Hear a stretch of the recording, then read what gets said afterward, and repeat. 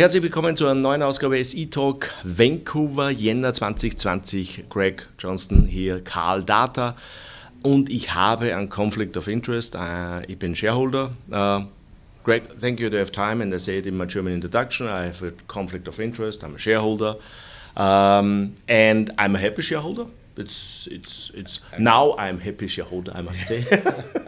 I use also some of the lows, not really the big lows, but some of the lows, and buy more stock, and now average down, and now I have a nice positive portfolio, but I think your stock is still undervalued. I completely agree. I think that a lot of our competitive set, the companies that I look at that do something similar to what we do, are capitalized, or their market cap is about 10 times revenue, or they're selling for about 10 times revenue. We certainly aren't doing that with the new projects that we're bringing on. We've basically just doubled our revenue over the last little while, so we've done a great job, and the dividends in terms of the time that we spent in business development, getting our technology just right, are paying off. And 2020 is going to be a fabulous year for us. I hope. Yeah. But I think our last interview was in September. Agree, yeah. So what's happened since September? I think there was major milestones since then. Yes. So one of the big projects that we were working on was something that we led and put forward for the Canada's Digital Supercluster project, which is a private public partnership of leading corporations within Canada and the Canadian government, the provincial governments, and some of the academia across the country, universities. We put forward a project called Freshwater Data Commons. It was a long, painful process, but it did succeed. Our partners in that are Microsoft, Tech Resources, Living Lakes Canada, Genome BC, and the University of Victoria, and we're very excited to be working with these companies and organizations to be putting in this exciting new project that's being funded through the private-public partnership. Superclustering sound first super, Yeah. but what this really means? So is this a kind of marketing organization where I say, okay, we have our project, or is this a private a project where you advanced some ideas to a point where you can sell it then to the provincial governments and so on, or how this looks like? Well, I think this is a great, being a Canadian taxpayer, I think it's a great use of our tax dollars, because instead of the government just simply granting funds to technology companies that come in and apply for grants or apply for tax rebates or whatever the case is, what they're doing is they're partnering large corporations with small corporations, and also with universities or academic institutions, and they're having sort of the best and the brightest ideas and minds being put together to come up with commercializable products. So one of the key goals, which is of the supercluster and the projects that they actually go with moving forward, is the fact that these must be commercializable. These must be products that you can actually sell at the end, which is great. And the partnership with the big organizations for a smaller company like ours is wonderful, because what we get is guidance in terms of oversight on steering committees as we're developing the products from these large organizations to say exactly what they need. So we're not building things in a vacuum here, but rather we have the participation of large organizations to guide us to make sure that at the end of the project period that we do have a commercializable product, something we can it's market ready. And on top of that, the commercialization phase happens immediately. So in other words, the marketing of the end product is going on right now. So what we're actively trying to do is expand our project, and then also use the technology that we're developing to help other projects within the supercluster. The supercluster itself is not just a granting organization. Rather, it's a membership. So we have a membership. So it's a big network? It's a big network.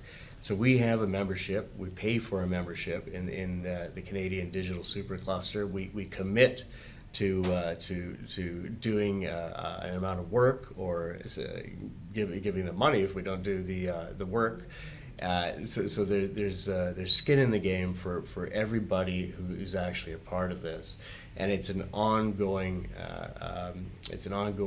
instrument for getting these very creative projects off the ground. So that means this digital supercluster is the biggest highlight in the last 4 months since we met us again. But you coming out also up with some orders, I think. Yeah. We added on Miami-Dade in the United States. So Miami, the surrounding areas of city of Miami.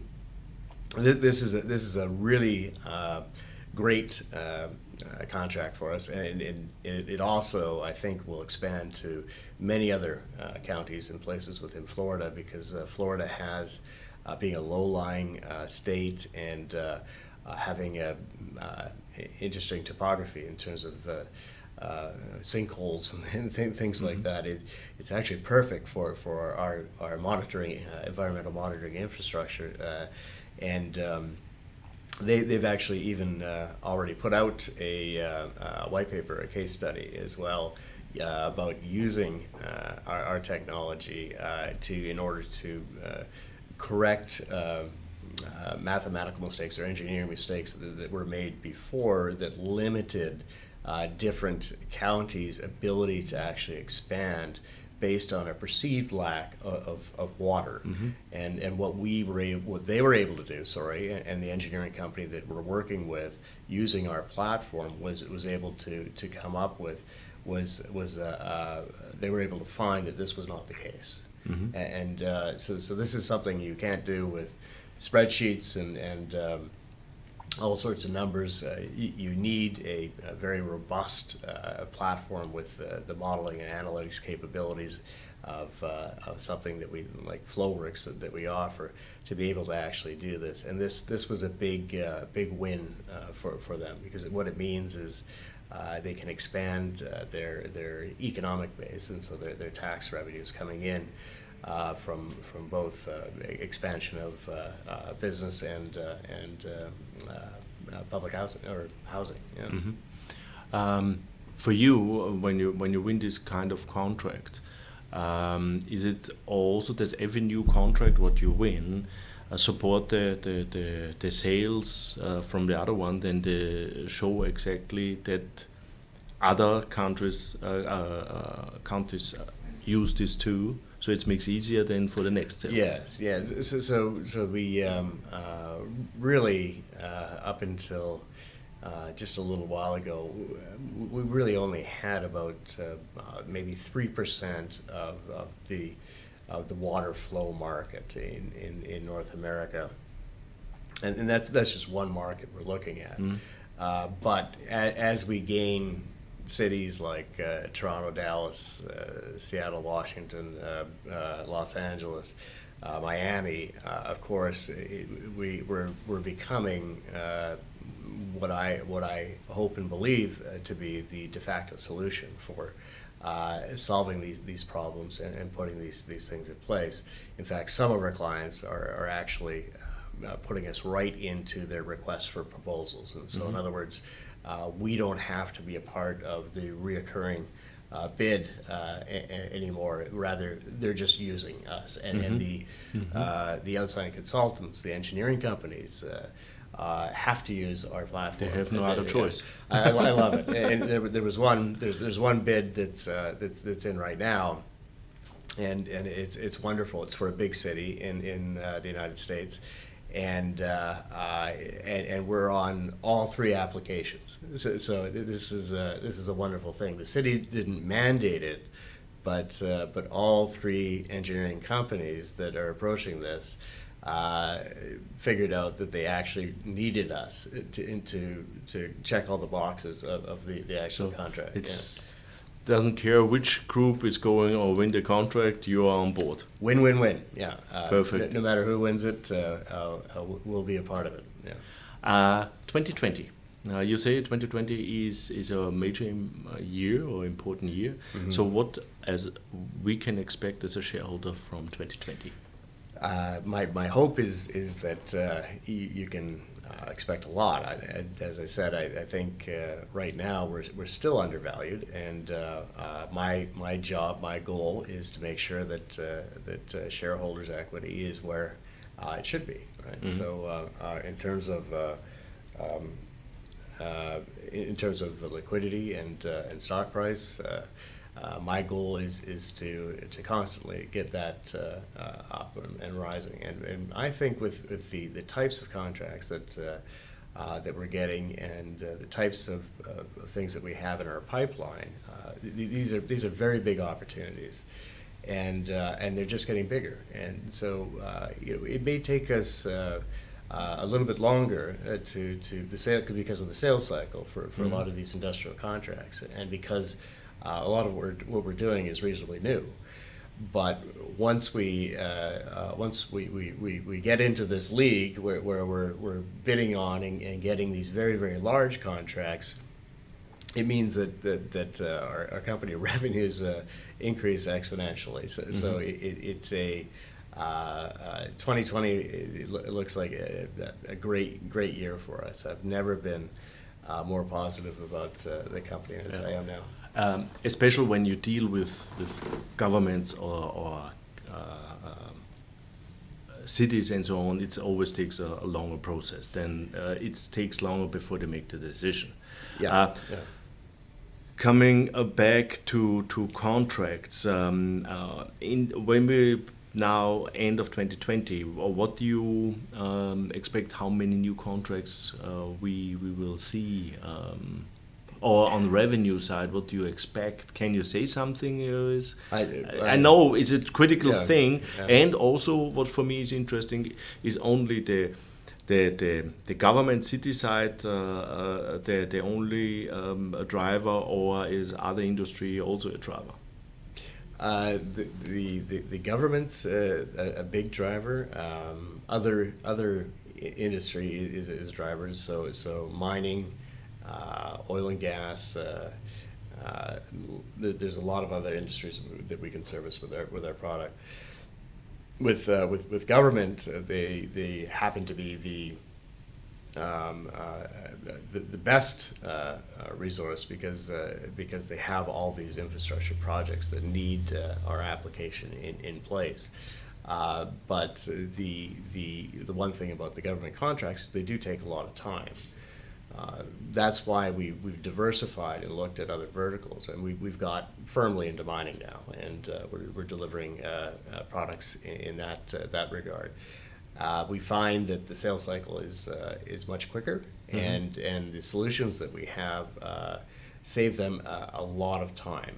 So it's a no-brainer for them. They can see exactly where the savings are, and we can prove to them that these solutions will save money and potentially act as great risk mitigation tools and overall safety tools mm-hmm. for them in terms of protecting their infrastructure. So we hope to get a lot more of the private side contracts over the last little while. One of the MOUs that we signed. It was a company that's working with Parax, which is a Canadian oil and gas company, but the project is actually in Colombia. Right now, we're trying to sort out funding on that, but we're going through Export Development Canada. So this was in a news release, I believe, in December. Okay. We want to get the support of Export Development Canada, of course, because it's in the Export Development Canada insures projects that are in countries that may not be at the same level of first world economies, and Colombia has some civil strife and things like that. So it makes sense to make sure that we have that insurance, that guarantee.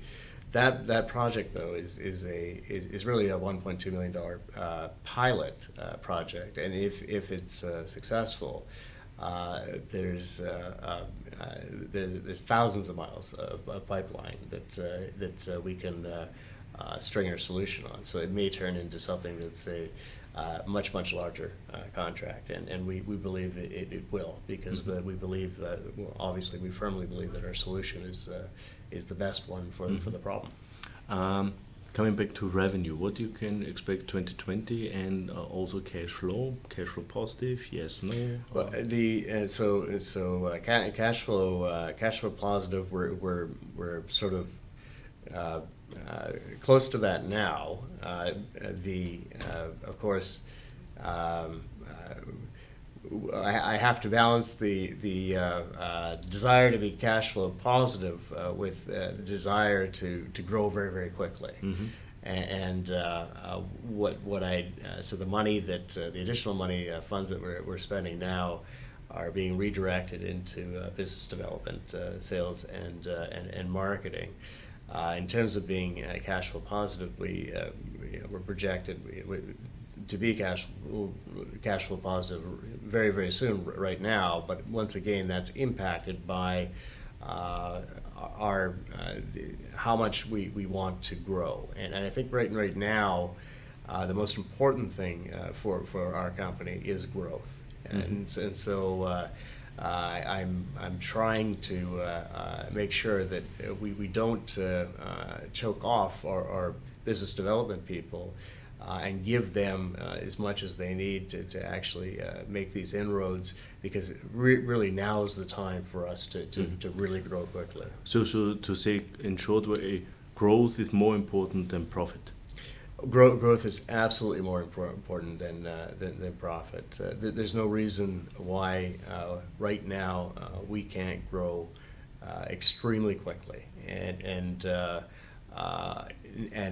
right now is the opportunity when we're at the right place, the right time, in the right markets.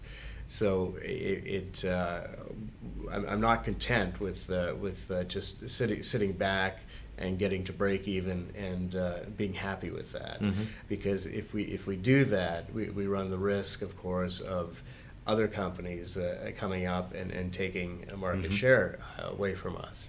We think that there is no other competitor that has a comparable product in the markets that we service, and because of that, we need to really dominate these markets for this particular purpose, environmental sensor monitoring.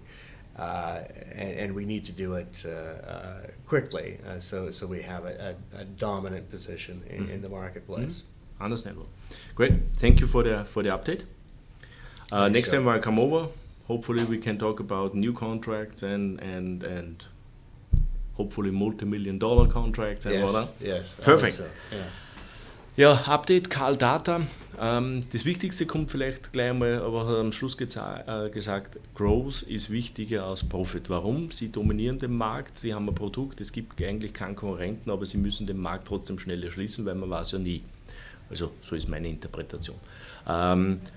Sie haben ein hochmargiges Produkt, das heißt, am Ende wird so oder so ein Profit rauskommen, aber jetzt wird alles Geld, was Sie reinnehmen, auch gleich automatisch wieder in den Sales-Prozess reingestürzt, damit Sie eben sehr schnell den Marktanteil erhöhen.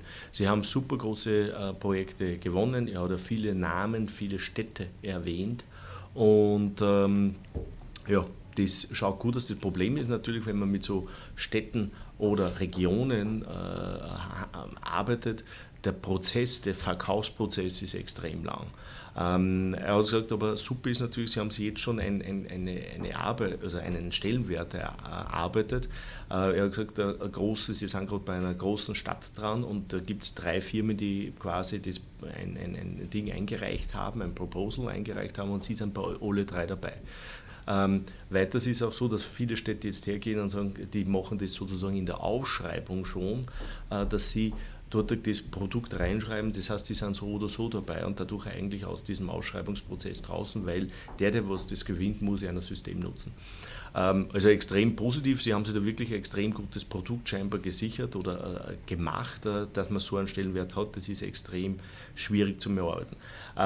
Trotzdem, wir wissen, mit Städten und Gemeinden zu arbeiten, das dauert lang, deswegen haben Sie privaten Sektor auch. Im privaten Sektor ist der Entscheidungsprozess viel schneller. Sie haben ein Projekt in Kolumbien, das haben Sie ja auch über Exportsicherung absichern lassen, das ist ein Prototyp, 1,2 Millionen oder sowas hat er gesagt, das ist der Auftragswert.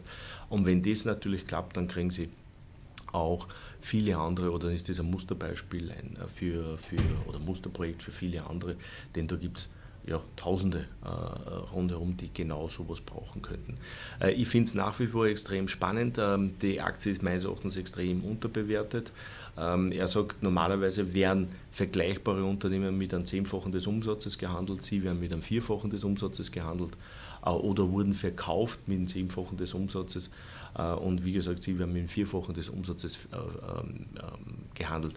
Der Chart schaut super aus, es sind schöne Wellen nach oben, aber ich glaube, da hat es noch einiges Potenzial nach oben. Und ja, ich bin Aktionär, ich habe auch überlegt oder überlege trotzdem, vielleicht sogar noch ein bisschen aufzustocken, denn das könnten solche Companies sein, die man in 2-3 Jahren kommt dann irgendein Großer und nimmt die Firma und da ja, kann man dann richtig Kohle machen.